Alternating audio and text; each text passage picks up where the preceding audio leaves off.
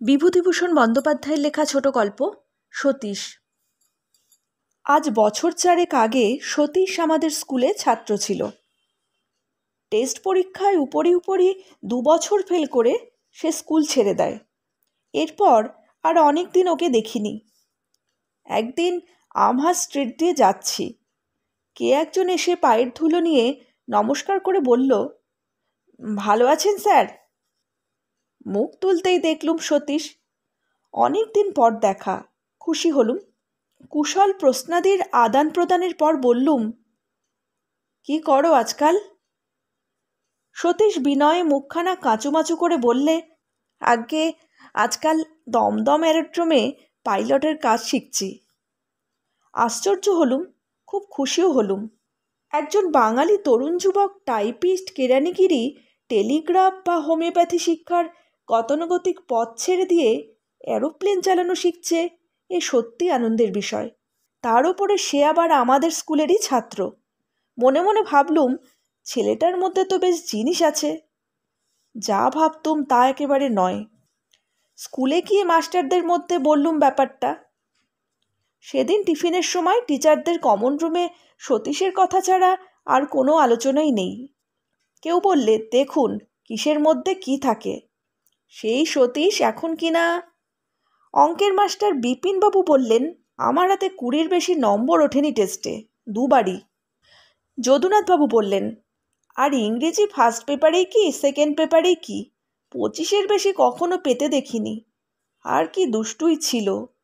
সরস্বতী পুজোর সময় ভাড়ার থেকে 1 টিন রসগোল্লা সরিয়ে ইতিহাসের ছোকরা টিচার অরুণবাবু বললেন, তাই হয় মশাই, হিস্ট্রিতে যারা যারা বড় হয়েছে, সেই নেপোলিয়ন বলুন, আলেকজান্ডার বলুন, লর্ড ক্লাইভ বলুন, ও গিয়ে বলুন, সব গিয়ে দেখুন বিবেচনা করে।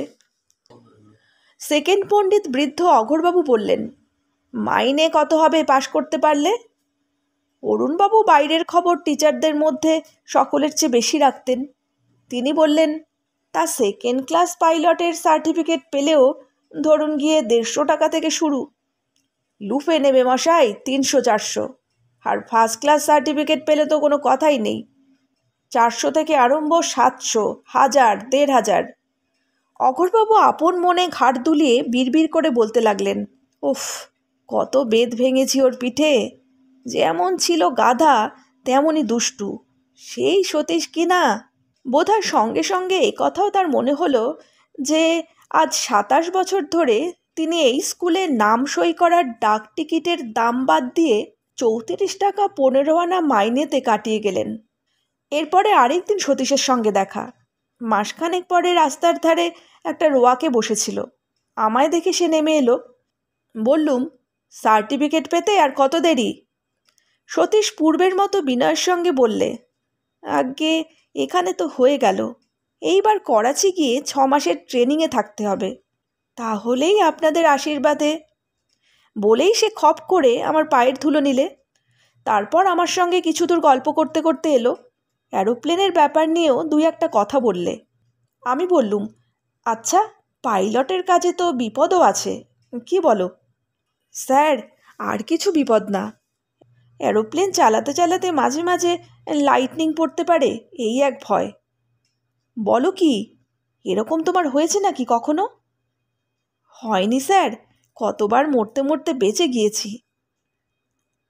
আচ্ছা, একটা ঘটনা বলো দেখি। বড় ভালো লাগছে তোমার কথা। আর একদিন বলবো স্যার। মামা বসে আছেন দাড়ি কামাবেন বলে আমায় নাপিত ডাকতে পাঠিয়েছেন, বেলা হয়ে যাচ্ছে। মধ্যে মাস কয়েক আর ওর সঙ্গে দেখা হয়নি। তারপর একদিন হঠাৎ আমহার্স্ট স্ট্রিটের সেই গলির মোড়ে দেখা। আগ্রহের সহিত বললুম, এই যে সতীশ, করাচি থেকে কবে এলে? সতীশ আমার পায়ের ধুলো নিয়ে আগে প্রণাম করলে, ভারী বিনয়ী ছোকরা। তারপর বললে, ছুটিতে আছি স্যার। অ্যারোড্রোমের কাজ ছেড়ে দিলুম করাচি গিয়ে। দেখলুম ও আমার পোষায় না। সঙ্গে সঙ্গেই বম্বেতে একটা ভালো চাকরি পেয়েও গেলাম কি না। এই তো রেলে, এই তো মঙ্গলবারে এসেছি ছুটি নিয়ে, আবার সামনের হপ্তাতেই চলে যাব। বললুম, তা বেশ, কত টাকা মাইনে হলো? আগে 80 টাকা। ও, তোমার ভালোই হয়েছে। আর স্যার উন্নতিও আছে খুব।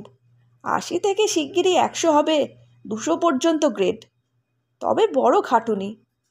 সকালে উঠে যাই, ফিরি বেলা 12টা। এদিকে 3টে থেকে রাত 8টা। তবে উপরই আছে। কিসের কাজ? আগে গুডসের। যত ফরেন পার্সেল। তারপর সে পার্সেলের কাজের নানা খুঁটিনাটি বর্ণনা করে গেল। ওদের বড় সাহেব খুব ভালোবাসে ওকে।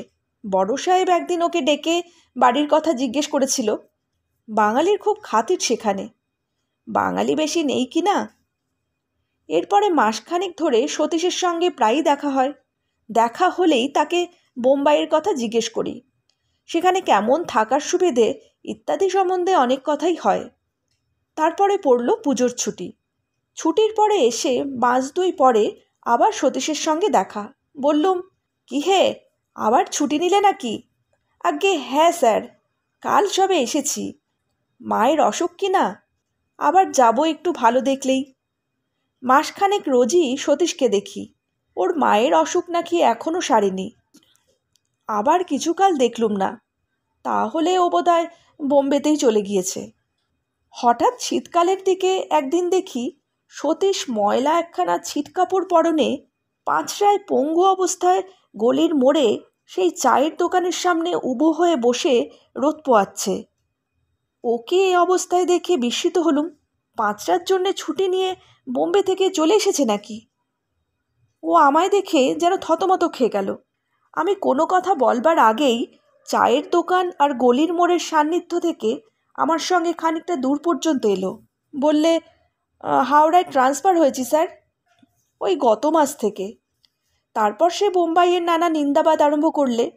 সে দেশের লোকের সঙ্গে বাঙালির পোষায় না, জিনিসপত্র আকড়া, থাকার অসুবিধে। বললুম, থাকতে কোথায়? আগে রেলওয়ে কোয়ার্টারে। এলোমেলো গল্প করতে করতে হঠাৎ কথায় কথায় প্রশ্ন করলুম, সমুদ্র তোমাদের বাসা থেকে কত দূরে? ও বললে, সমুদ্র? সে তো অনেক দূর। বোম্বাইয়ের কাছে তো সমুদ্র নেই। ওখান থেকে 15-20 মাইল রাস্তা মোটর বাস করে যেতে হয়। আমি অবাক হয়ে ওর মুখের দিকে চাইলুম। বলে কি, বোম্বাই শহর থেকে সমুদ্র 20 মাইল মোটর বাসে যেতে হয়? ভাবলুম হতেও পারে, ও কাজে ব্যস্ত থাকতো, কখনো সমুদ্রে যাওয়ার সুবিধে হয়নি হয়তো। কিন্তু কারুর কাছে কি শোনেও নি। বললুম, তুমি কি সমুদ্রে যাওনি? কেন যাব না স্যার, ছুটির দিন হলেই রেল কোম্পানির মোটর বাসে কতবার সমুদ্রের ধারে বেড়াতে গিয়েছি। 2 ঘন্টা লাগে শহর থেকে মোটরে। আমি কোনো দিক থেকেই কোনো হদিশ না পেয়ে চুপ করে রইলুম। আমার মনে অনেক রকম সন্দেহ দেখা দিলে। পাঁচরা অবস্থাতেই দিন কতক দেখলুম ওকে। তারপর পাঁচরা সেরে টেরে গেলে সুস্থ অবস্থাতেও বেলা 10:30টার পর ফুটপাতে রোদ পোহাতে দেখলুম কতদিন। একদিন আমায় বললে, স্যার, মার বড় অসুখ কি না, তাই আপিসে যাইনে। সেদিন আমাদের ডিপার্টমেন্টের বড় সাহেব মাকে দেখতে এসেছিলেন। আমায় বললেন, মুখুজ্জে, তুমি মায়ের অসুখ না সারা পর্যন্ত ছুটি নাও, কোনো ভয় নেই, আমি ছুটি দিচ্ছি। বড় ভালোবাসেন আমাকে। মাঘ মাসের প্রথম থেকেই ওকে আর দেখলুম না প্রায় দিন 20। একদিন সেই চায়ের দোকানে জিজ্ঞেস করলুম, সতীশ কি আবার বোম্বাই চলে গেল নাকি? ওরা বললে, কোন সতীশ? এ গলির মধ্যে থাকে, রোগাপানা ফর্সা মতো? সে বোম্বাই যাবে কেন, বুঝতে পারলাম না। বললুম, না, সে বোম্বাইতে চাকরি করতো কি না, হাওড়ায় আসে বদলি হয়ে, তাই বলছিলাম। চায়ের দোকানি অবাক হয়ে বললে, সতীশ বোম্বাইতে চাকরি করতো না হাওড়ায় আসার আগে? হাওড়ায় বা সে কী করতো? কবে মশাই? কী সব বলছেন আপনি? আপনার কাছ থেকে টাকা কড়ি নেয়নি তো? সতীশ তো এখানে মামার বাড়ি থাকতো, লেখাপড়া ছেড়ে দিয়ে বাড়ি বসে খেত। চাকরি বাকরি করতো না বলে ওর মামা 3 বাবু প্রায় ওকে বকতেন। অতি কুড়ে আর বাজে, বকুনির জাহাজ। এই চায়ের দোকানে দিনরাত বসে থাকবে আর বক বক করবে। আমি বলতাম, সতীশবাবু, আমার খদ্দের আসবে, তুমি অত বকোনি, এখন বাড়ি যাও। সে আবার বোম্বাইয়ে চাকরি করবে? আচ্ছা, সে করাচিতে গিয়েছিল না অ্যারোপ্লেনের কাজ শিখতে? তার মাথা কোথাও নড়েনি মশাই, এই 3 বছরের মধ্যে কোথাও যেতে দেখিনি। তবে দিন কতক আমার চায়ের দোকানে চা তৈরির কাজ করত। মাসে জলপানি 5 টাকা করে দিতাম। এখন সে কোথায়? মামা ঝগড়াঝাটি করে সেদিন বাড়ি থেকে ওকে তাড়িয়ে দিয়েছে। মা তো নেই, অমন ভাগ্নেকে জায়গা দিয়েছিল মামারা, এই ঢের। আজ 8-10 বছর ওর মা মারা গিয়েছে। এই 8-10 বছর মামারা বসিয়ে খাওয়াচ্ছিল তো। এখন বড় হয়েছে, আর বসে খেলে তারা শোনে কি? আপনি বলুন না মশাই। আমি আর সেখানে দাঁড়ালুম না। বিভূতিভূষণ বন্দ্যোপাধ্যায়ের লেখা ছোট গল্প সতীশ এখানেই শেষ হলো। যদি আমার গল্প পাঠ আপনাদের ভালো লেগে থাকে, লাইক, শেয়ার, কমেন্ট আর সাবস্ক্রাইবের মাধ্যমে চ্যানেলটির সাথে অবশ্যই থাকবেন।